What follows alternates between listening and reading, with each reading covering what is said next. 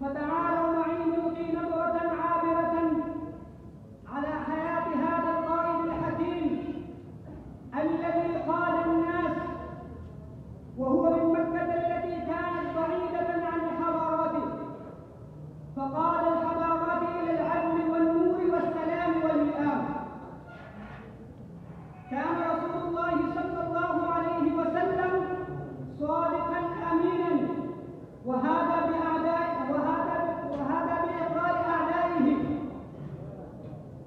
فكانت قريش مكة تثق به وتعتمد عليه ويطيعونه أماناتهم مع أنه كان أعدى أعدائهم.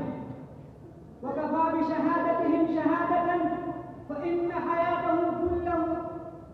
حياتهم كلها نموذج للرجل الأمين. ثم إن رسول الله صلى الله عليه وسلم لم يكن فظا غليظا على الناس، بل كان يسمح ويصافح ويعفو. أما رأيتموه قائدا فاتحا خالدا في مكة